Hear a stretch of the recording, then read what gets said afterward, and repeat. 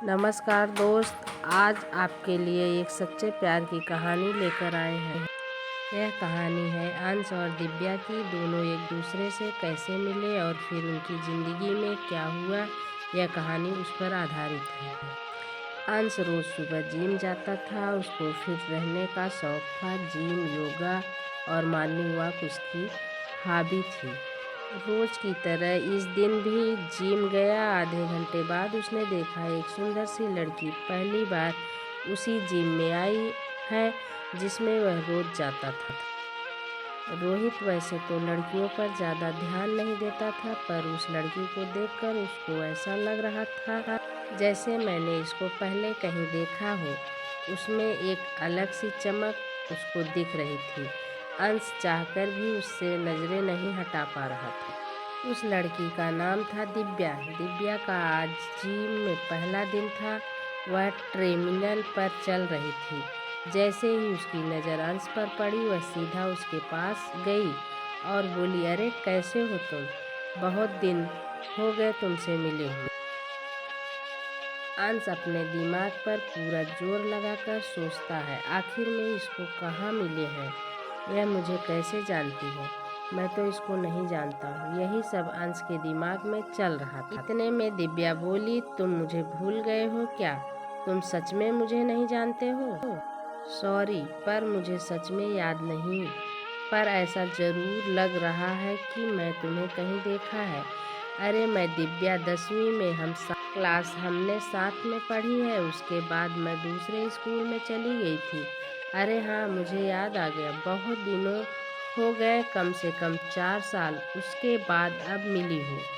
क्या और क्या चल रहा है? अब क्या बताऊँ, तुम तो मुझे भूल गए हो और मैं तुम्हें देखते ही पहचान लिया। इसकी तो तुमको पनिशमेंट मिलेगी, नहीं तो फिर मैं तुमसे बात नहीं करूँगी। अच्छा बताओ, क्या पनिशमेंट है? यह पनिशमेंट है कि तुम मुझे जिम में गाइड करोगे।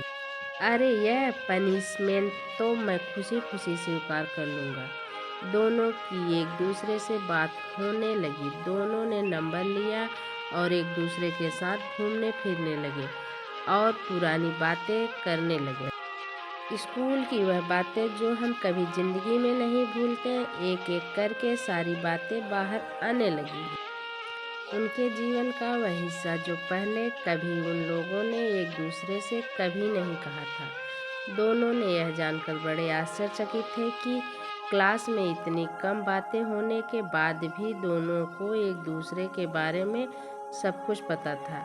ऐसा लग रहा था जैसे दोनों बिछड़े प्रेमी बड़े सालों बाद मिले हैं। मजाक मजाक में अंश ने दिव्या से पूछा, और बताओ तुम्हारा बॉयफ्रेंड कैसा है?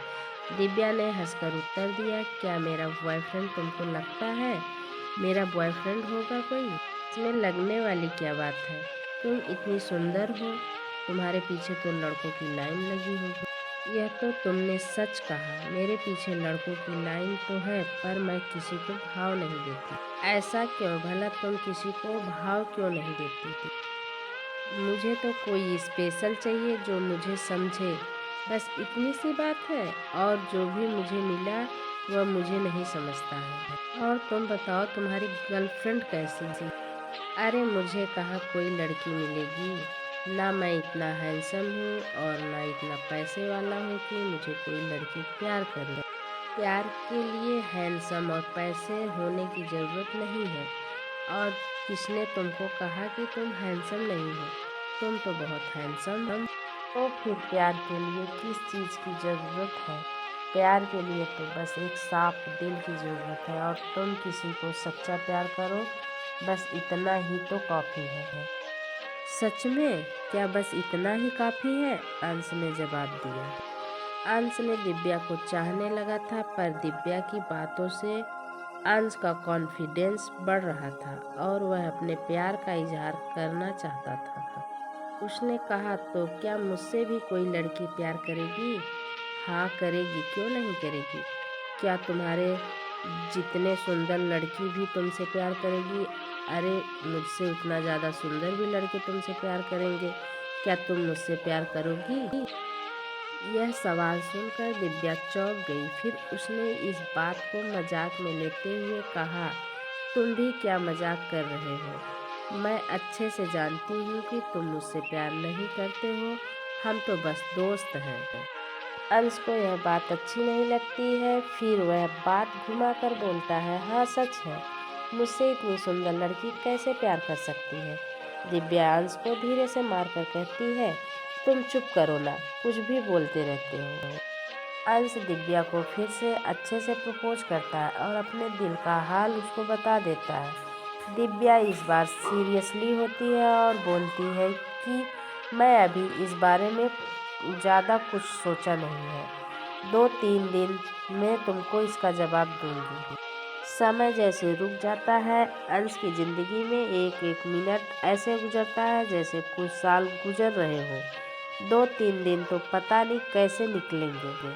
अंश दिन रात एक ही बात सोचता रहता, अगर वह मना कर देगी तो, अगर वह हाँ बोल देगी तो, बस यही सोचता रहता। ना उसका किसी काम में मन लगता और ना कुछ कर पाता है। बड़ी मुश्किल से 3 दिन निकल जाते हैं। दिव्या और अंश फिर मिलते हैं। जब से वह मिले थे तब से पहली बार ऐसा हुआ था कि दोनों 3 दिन बाद मिले हो। दिव्या अंश से कहती है, मैं तुमको इसका जवाब बाद में दूंगी, पहले मैं एक टेस्ट लेना चाहती हूँ, क्योंकि आजकल सच्चा प्यार कोई किसी से नहीं करता, इसलिए मैं एक टेस्ट लेना चाहती हूँ। अगर तुम उसमें पास हो गए तो तुम मेरे प्यार के हकदार बन जाओगे और मैं इतना प्यार करूँगी जितना कोई किसी से कभी नहीं कर सकता। कैसा टेस्ट? अगले महीने मुझे लंदन जाना है और मैं 2 साल बाद वापस आऊँगी। क्या इन 2 सालों में तुम्हारा प्यार मेरे लिए वैसा ही रहेगा जैसा आज? अगर इतनी दूरी भी हम लोगों को अलग नहीं कर पाई तो भी हमारा प्यार सच्चा है। अंश के पास और कोई चारा नहीं रहता, क्योंकि अगर दिव्या अपने प्यार का इजहार भी कर देती तो अगले महीने में तो उसको जाना ही है। अंश थोड़ा दुखी हो जाता है और कहता है, चलो फिर ठीक है, हम एक दूसरे के अच्छे दोस्त तो हैं ही, और तुमको पता है मैं तुमसे प्यार करता हूँ, पर तुम मुझे बस इतना बता दो कि तुम मुझसे प्यार करती हो कि नहीं। उसके बाद हम दोस्त जैसे ही रह लेंगे और जब तुम लंदन से वापस आओगी तो हमारे प्यार की परीक्षा भी पूरी हो जाएगी। दिव्या धीरे से मुस्कुराती है और कहती है, मैं तुमसे स्कूल के वक्त से ही प्यार करती हूँ, बस कभी कहा नहीं और किस्मत ने हमें मिला दिया, नहीं तो शायद मैं कभी कह भी नहीं पाती। बस दोनों एक दूसरे से बात करने लगे और देखते देखते 2 महीने भी बीत जाते हैं। थैंक यू दोस्त। अगर ये मेरी वीडियो थोड़ी सी भी अच्छी लगी हो तो प्लीज़ लाइक, सब्सक्राइब, शेयर ज़रूर कीजिएगा।